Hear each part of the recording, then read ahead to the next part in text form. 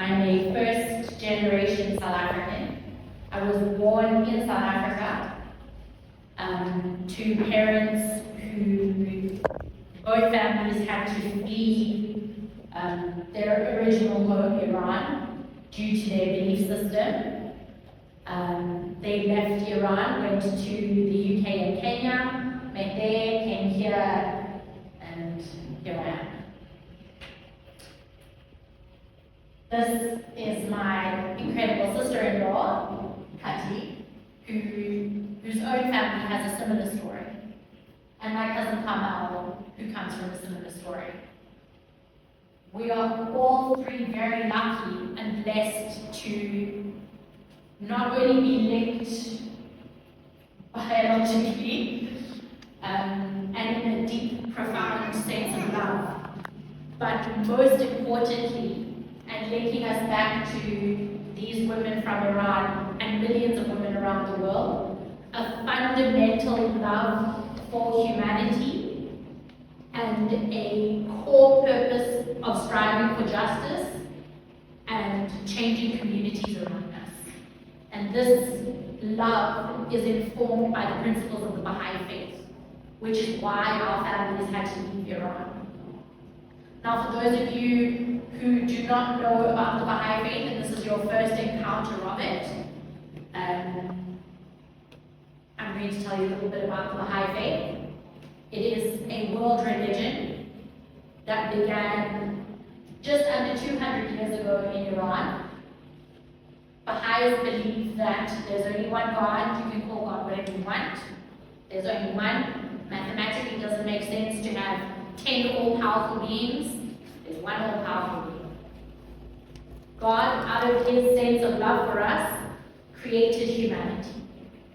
But God is infinite and we are finite. And something that is finite, as much as it loves and as much as it tries, cannot understand something that is infinite. And so, out of God's love for us, not out of any other purpose, God has, throughout humanity's progression, sent us divine teachers that guide humanity at different phases of life. And we have these divine teachers who have continued to bring us messages and will continue to bring us messages because education is limitless.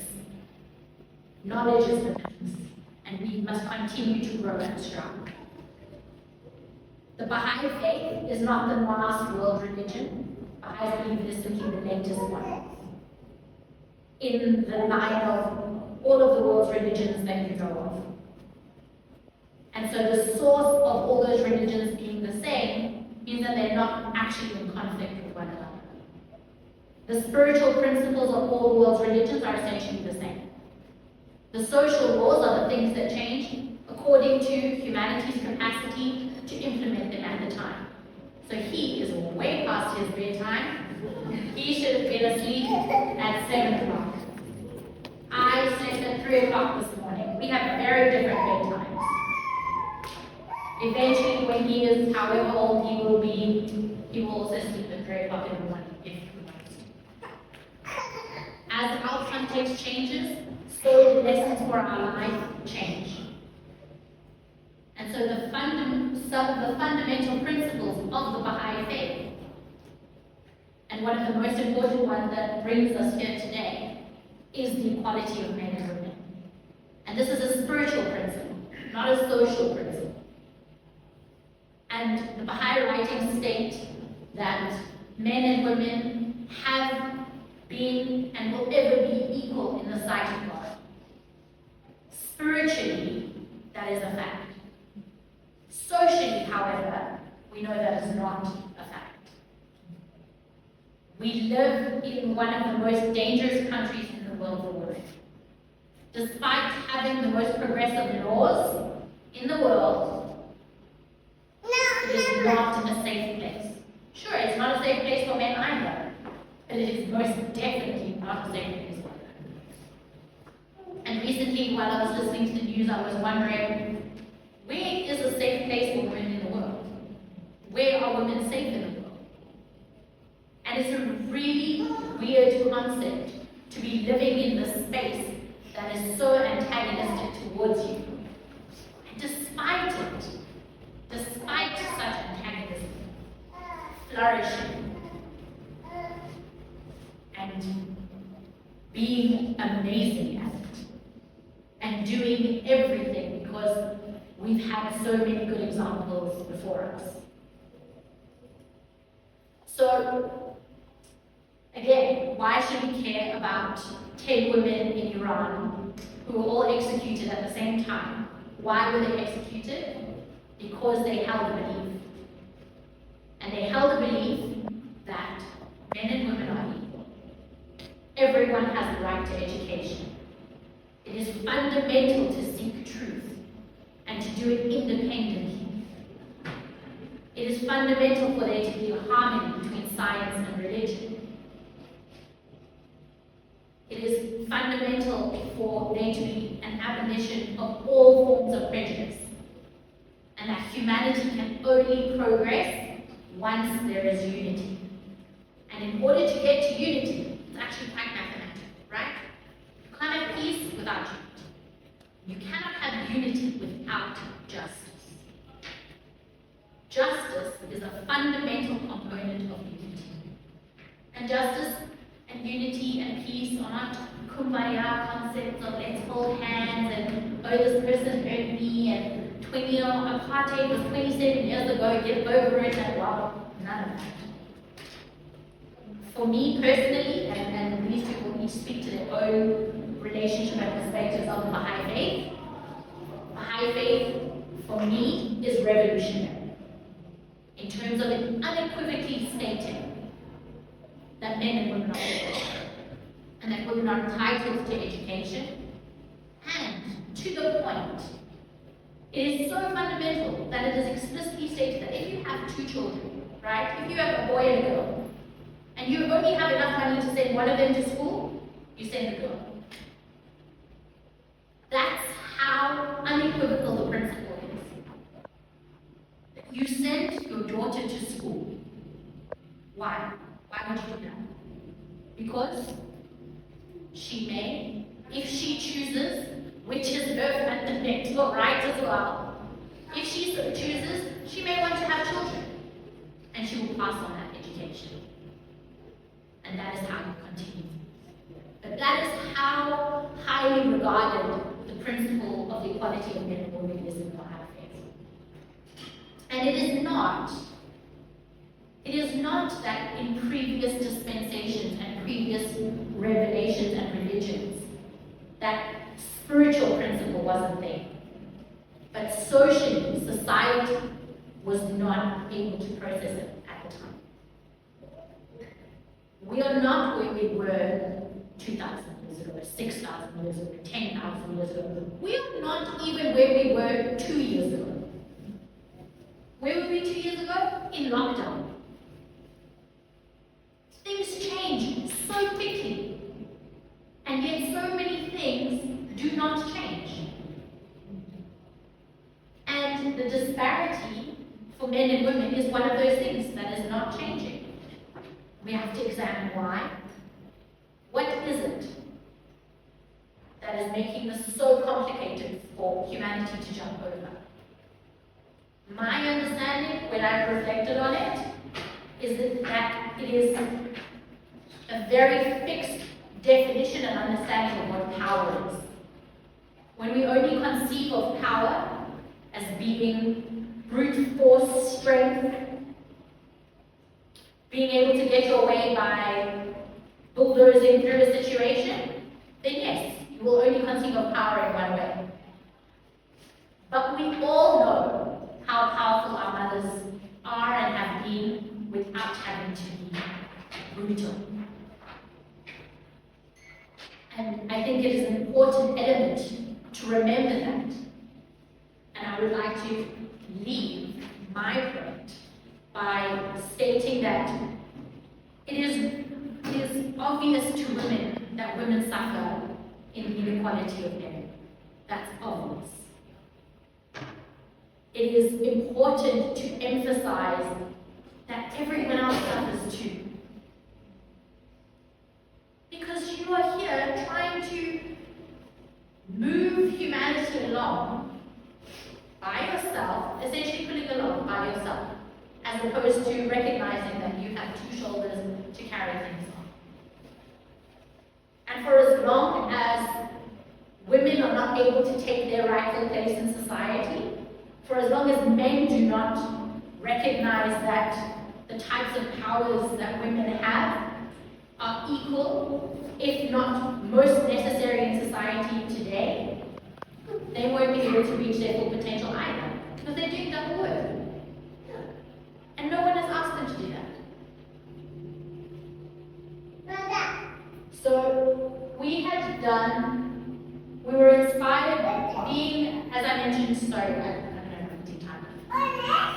Being first generation Iranian South Africans, we have a very weird relationship with a country that doesn't want us. I don't know about you guys, sometimes I feel like I don't have a home. Because here, people are like, what are you, where are you from? You don't fit into apartheid's boxes of black, white, Indian, colored. You fit somewhere between Indian and colored, that's where we'll put you, that's where we'll take your box. Iran most certainly does not want you. If it does want me, it wants me to throw me into prison. That's what it wants me for. But we were so inspired by what was happening, and we felt so connected, that we wanted to do something with that feeling. And another one of the most incredible principles of the Baha'i faith is the elevation of art, is the importance of art and music and creativity.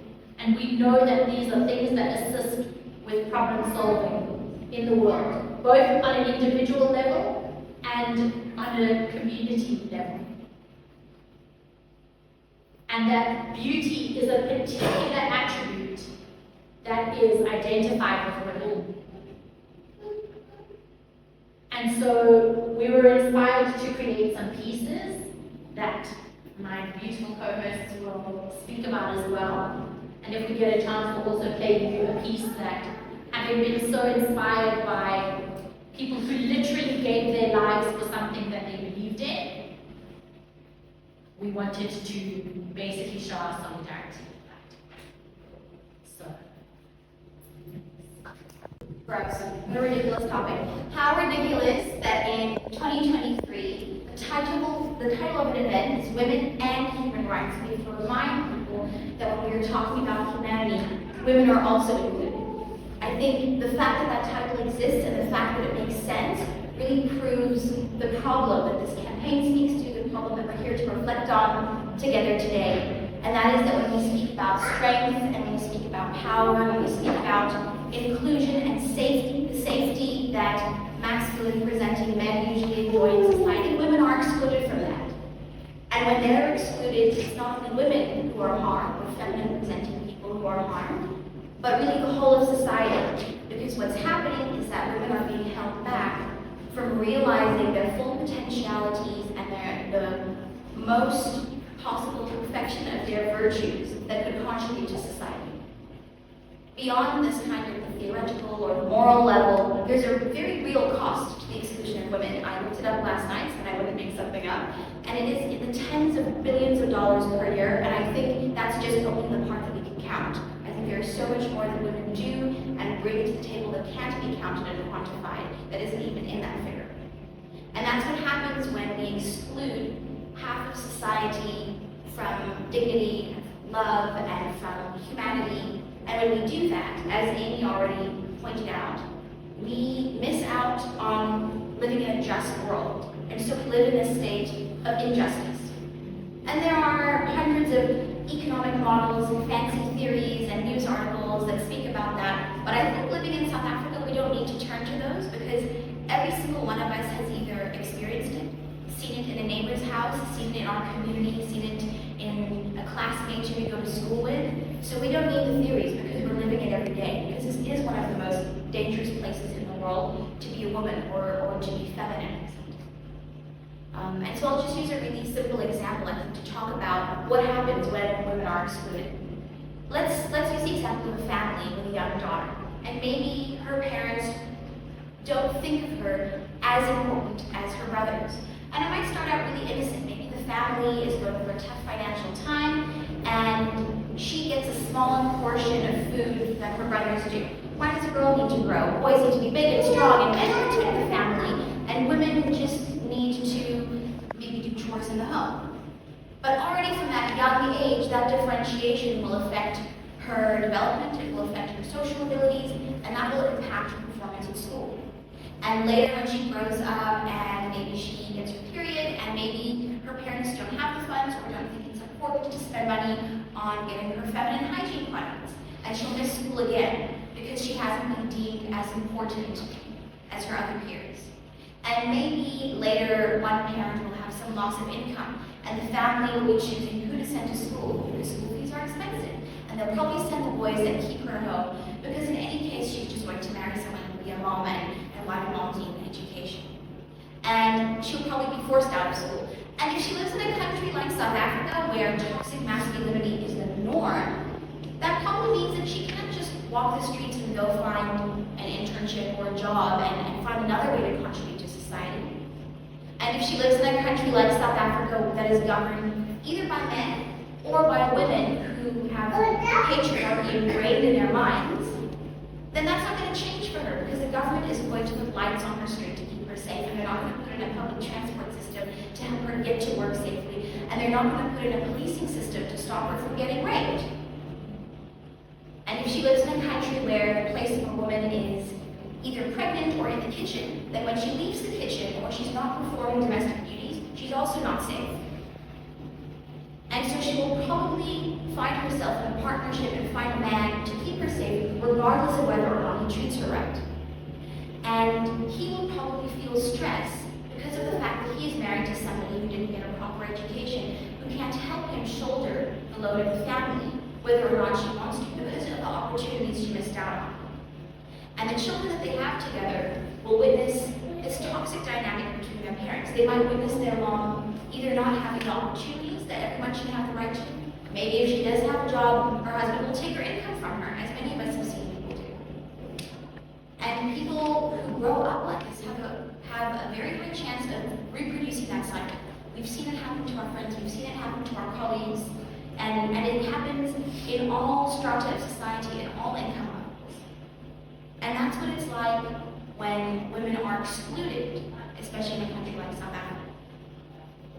I think what brings me personally hope and inspiration is knowing that even though that's how things are, it's not how it's supposed to be. It's not just how things always will be, and it's not just, oh, boys will be boys. And I get a lot of that inspiration from the spiritual writings of the Baha'i faith, which not in mysterious or flowery language, but actually very blatantly highlight what it means to include women and what the importance of the equality of women is. For example, we're told in the Baha'i writings that the greatness that could potentially be men's will never be theirs until women are enabled and uplifted. So the happy ending that society wants and this better stage we're all striving for is not promised without the betterment of the status of women in society. We also know that we're told women and the feminine have special virtues that are not necessarily better than the masculine, but complementary. And without the realization of those virtues in the fields of arts and science and politics and government, the world can never progress. That also these virtues have to be realized. Women have to be given the space to achieve those perfections. We also know that we are primarily spiritual beings. And in the realm of the spiritual, there is no such thing as differentiation in the sexes. That doesn't exist among our souls. And so as Baha'is, we're also taught that to enforce or do anything to refer to that difference in this realm of the physical is not only ignorant, but also it's not allowed. It's forbidden in Baha'i writings. But of course, it's also really hopeful to know, and I think many of you probably feel that around you, that the world is changing, and I hope you don't mind if I read a quotation. The world of the past has been ruled by force, and man has dominated over woman by reason of his more forceful and aggressive qualities, both of body and mind. But the Force is losing its dominance, and mental alertness, intuition, and the spiritual qualities of love and service in which woman is strong are gaining ascendancy. Hence, the new age will be an age less masculine and more permeated with the feminine ideals, or to speak more exactly, it will be an age in which the masculine and feminine elements will be more evenly balanced. This is something that I personally, and I think many others, look forward to as something that is not only a better enablement of women, but also of men. For too long have all of these feminine labeled virtues been things that women and men who possess them are told to squash down. They're a waste of time. They will hold you back in your career. You will be seen as weak. Again, going back to the idea of strength that you mentioned. But I think now there's a shift in how these virtues are being framed, and the pursuit of these kind of virtues and perfecting them is more and more being understood as something that can contribute to the upliftment of society. And so with these ideals in my mind, yes, sometimes I look at the world around me and I am furious, actually most days, but I am also encouraged because I think all around us we see women and their allies and men who are tapping into also feminine parts of their personalities that they've been forced to suppress for no reason, bringing these forward and really championing these qualities. And I'm reminded especially of my grandmother, who spoke a bit about that. She was a woman who was denied the right to an education and had to leave university in her first year for refusing to change her religion. And so it was that she was also denied the right to reach her full potential academically in the sphere that she wanted to contribute to society. But regardless of that, she made sure that all of her children and grandchildren attained an education. And she taught her children to get doctorates, not husbands. That in itself was an act of revolution. She wrote magical poetry, and really her art was a type of protest in itself. But beyond that, she also, in the community that she chose to serve when she moved to South Africa, leaned into virtues that we would all classify as feminine, virtues that might be seen as weaknesses, being very caring, being very nurturing, a real passion for the development of children, and use those virtues to become a spiritual and emotional and physical pillar of the community that she chose to give her life to. I think all of us have stories like that. It's not to say that this is one person unlike any other, but I share the example because I think all of us have grandmothers and aunts and mothers and daughters and nieces who have these same qualities. And I think what really brings me a lot of comfort is looking at those qualities and learning to champion them, to bring them forward, not to think of them as those unpaid services that women give to society. More recently, last year, in my grandmother's home country in Iran, in September, there was a wave of protests, which to this day are still in some form persisting, when a 22-year-old woman, Mahsa Jina Amini, was killed. She died as a result of the physical and mental torture that her body and spirit suffered when she was taken into custody by the morality police in Iran for the crime of showing her hair. And this sparked a huge outcry in Iran over the gender-violent approach to which religion and morals have been weaponized against women. And it's not unique to Iran. We see it in many countries and communities all over the world, where traditions are weaponized against women, where we're told that it's tradition for certain things to happen to us, which we know today are not right. So in Iran, this took the form of protests which brought to the world the slogan, "Women, Life, Freedom, Zangzagi Azadi." Here in South Africa, we latched onto it. In the spirit of "We are one," we crafted the slogan, "Mamahanasti," we are together. And there's a very short clip that Mother will play for us before I pass on to Katya. To close our eyes, and I'm going to read some poetry, and I would love if you could just listen to the words. I'll explain more of the context afterwards, but for the next few minutes, if you could just close your eyes and really try to enjoy, and I hope you enjoy it.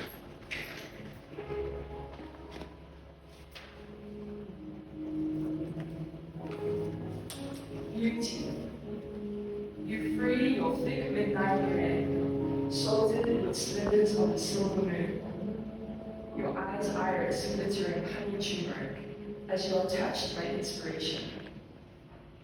How do we keep children to the suffocating world and always choose to open the windows? You always remember the sun outside. Human routines, cinnamon, cardamom, 3 drops of rose water. Its aroma and flavor deepening with time, just like you. And here I am, your granddaughter, niece, your daughter, kneeling in a sunlit garden, listening to the gentle poems that whisper from the part of you that grows in me.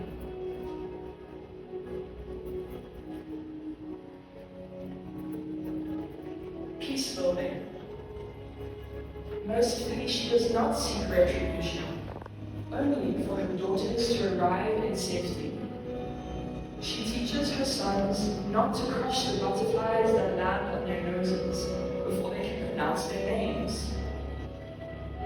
She unravels the conception of man placed in her husband's mind, holding his hands to weave a befitting pattern. Every day she renews her choice to seek gentle justice. She exhales her rage in silence. Her daughter's eyes sparkle with constellations of aspirations. She transmutes her wounds into wisdom, the wisdom that holds her heartbeat steady when they scream their fear in her face. Unheard girls grow into women who keep their tears in watering cans, nurturing their revolutionary dreams in their moonlit gardens.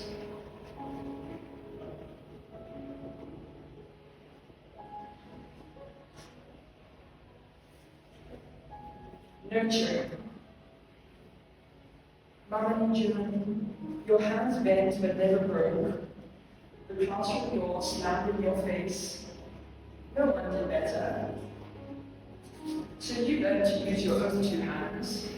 With each pattern, you meticulously weave the life destined by you, for those who are to come from you. Carpeted the road for 2 daughters to open the books denied to you, the ones that were always just out of reach. Woman, mother, grandmother, sister, my holiday. You opened the door for your daughter, the way no man ever could, or understood to.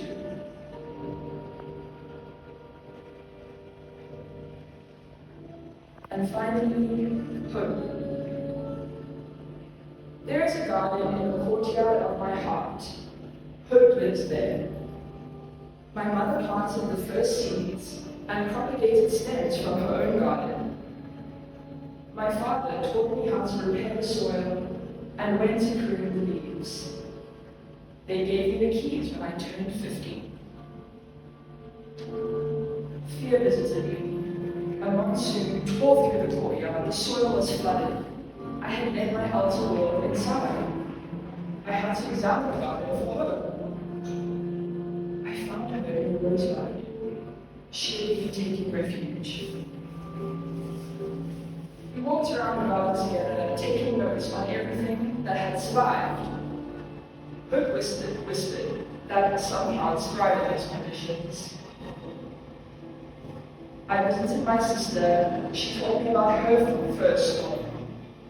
How the tiles on her fountain were cracked and broken entirely. Gratitude used molten gold to patch every space. I went home with new seeds from my sister. Hope had built a pergola from debris to train vines from. She always elicits imagination. Fear often visits me as my country falls apart. I hear the cracks in the sky and I know to expect her. Hope and I sit under that same pergola singing prayers, inviting God to enter. Hope counsel fears, and I watch and listen. I wonder if they are evenly matched. But hope always holds fear until she stops crying.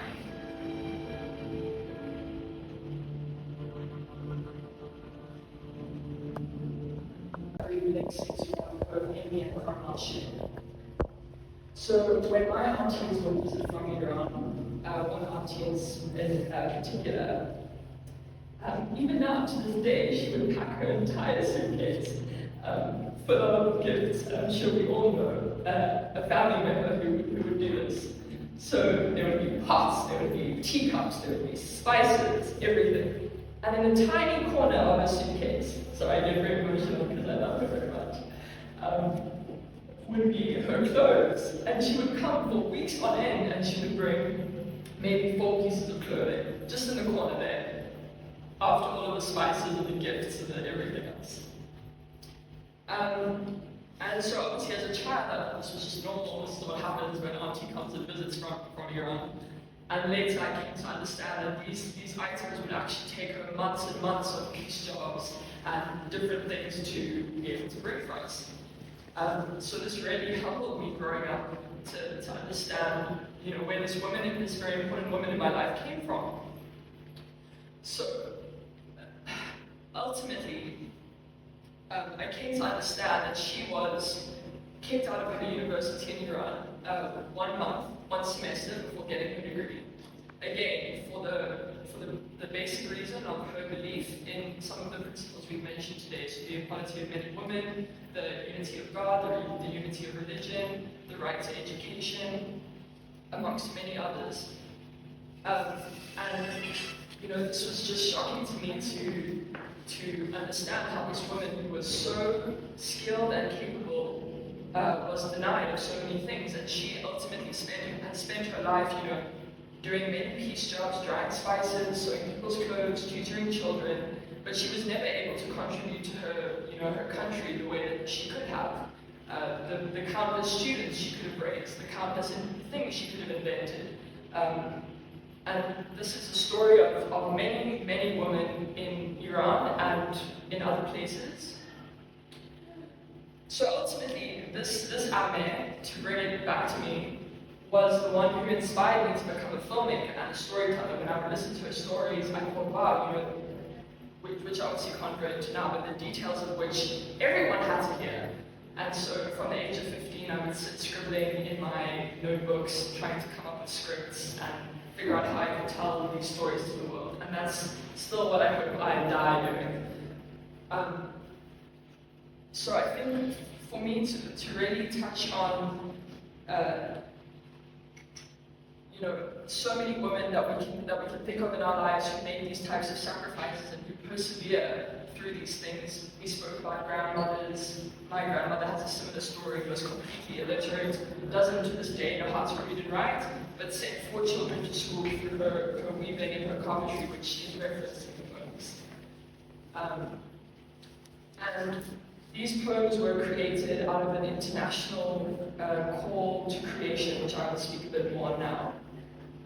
I flash forward now to my cousin, who is still in Iran. As mentioned, this is more of a personal storytelling, so bear with me here. But, she is only 2 years younger than me, currently now in Iran, and has just received her degree by the skin of her teeth. As we said, most are denied their final certificate when they graduate because of their faith, but she, by the grace of God, received hers. And she is part of the many Iranian youth, and particularly women, who are now fueling and maintaining a revolution. And this is truly remarkable. So as part of this Our Stories One, which we opened tonight with, a good friend of mine, a fellow artist, we created these series of original writing and poetry, which you have a piece of to take with you. And we decided to root our expression and focus our writing on 10 virtues and qualities that we really feel women exemplify. Either we've felt personally, we've learned from women around us, we feel within ourselves. And some of these to touch on are strength, tenderness, hope, nurturing, peace building, creation, steadfastness, sensitivity, beauty and an appreciation thereof, and fidelity. So I was lucky enough to be raised by a father who always made me feel important and powerful, and always prioritized my education, my empowerment, and always wanted me to be able to sit at any table with anyone else, man or woman, femme or masculine presenting, and have the same opportunities as if I had a brother, which I never did, but never, always just did everything in his power to empower me. And this is, in my opinion, very rare, even in 2023, and very special, and something that I cannot wait for more fathers and more men to exemplify. And I actually wish there were more men here today, but that's okay. The ones that are here, we love you, and we know that you'll take whatever you take from here and spread that in your own ways. But yeah, again, touching on just why this is significant is because I really feel that it was a unique gift to grow up, first of all, with a father like that, and second of all, in the Baha'i community, where I was, from the age of tiny, was always raised with this principle of the equality of men and women. And even when I was a young girl and, deciding what I believe in, what I like, what I want to take with me and leave behind, I think what drew me to the faith so much is because, as mentioned, these principles are so vital and important for now. They are relevant, they are necessary, and that's why they are here. And I think just to touch on this, one of the quotations from the Baha'i faith that I'd like to share with you really just echoes what Carmel and Amy have been sharing about how this is so important for all of us. This is so important for the future civilization that we are all building. No matter at what age and stage we are at, we are all part of this new civilization that we are creating. And it's so important to keep this principle at the forefront of everything we do. In every space, in every workspace, in every family dynamic, in every relationship dynamic, in every friendship, wherever we go. So this quote reads, "Until the reality of the equality between man and woman is fully established and attained, the highest social development of mankind is not possible. Even granted that woman is inferior to man in some degree of capacity or accomplishment, this or any other distinction would contribute to be productive of discord and trouble. The only remedy is education, opportunity.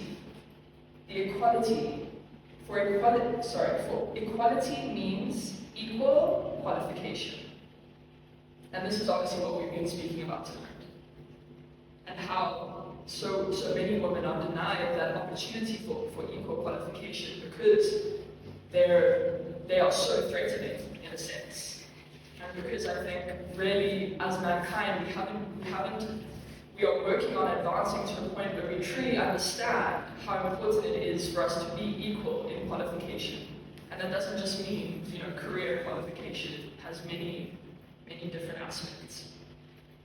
But anyways, to end off, I think about the power of these qualities, and as Amy mentioned before, all faiths and all wisdom from God, whether you call it God, whether you call it nature, whether you call it the creator, the higher being, it is not a gendered being, it is not a being that we can, as mentioned, even fully understand or express or describe. But I think all of us in some shape or form feel that and feel it and carry it with us and have our own association with it. But I think of, Baha'u'llah, the prophet founder of the Baha'i faith, bringing this principle and the importance of this principle, as Amy mentioned, the social laws that change in a faith for the time, to Iran,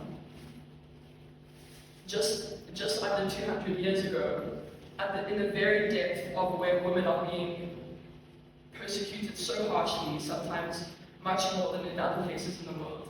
And that just blows my mind. And I just think, if Baha'u'llah could bring these teachings to that place, we have it good here in South Africa. We have a good environment to be working with. But it really is so powerful to me to just think how how that makes sense in a celestial way, that these qualities were brought to the very darkest place that they could be born from.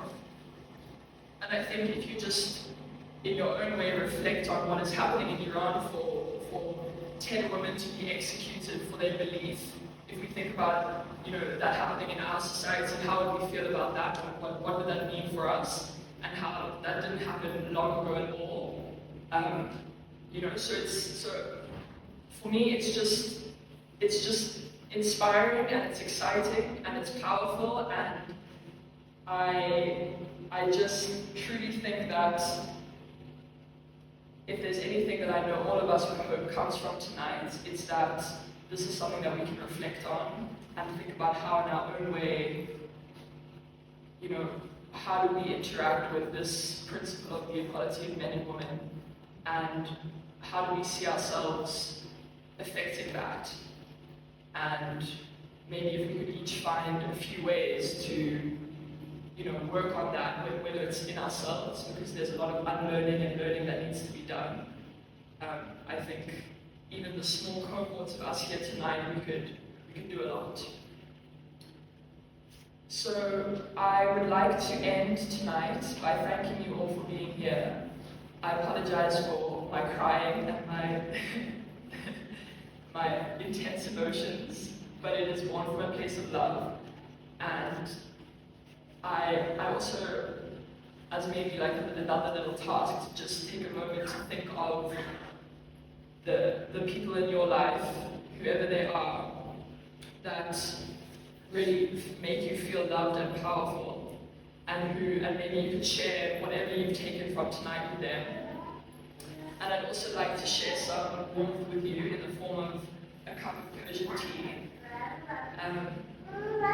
just to kind of bring everything together. We spoke a lot about Iran and the women of Iran because they are a huge motivating force for us, and I think everyone has that in their own way. For me, it's my Amelia. For you, it might be some other story, some other person, a mother, a grandmother, an auntie, an uncle, whoever it is. And I hope that when you enjoy this cup of tea, you can think about them. And I want to thank Amy and Carmel for the powerful contributions that they shared tonight. And it really feels like an honor to just be amongst them and amongst all of you. And thank you so much for coming tonight and joining us and giving us your time. And I really hope that you can now contribute to the wider conversation. We're going to open the floor. So if there's anything that you would like to chat about, discuss, go more into, we can certainly do that over some nice tea. So thank you.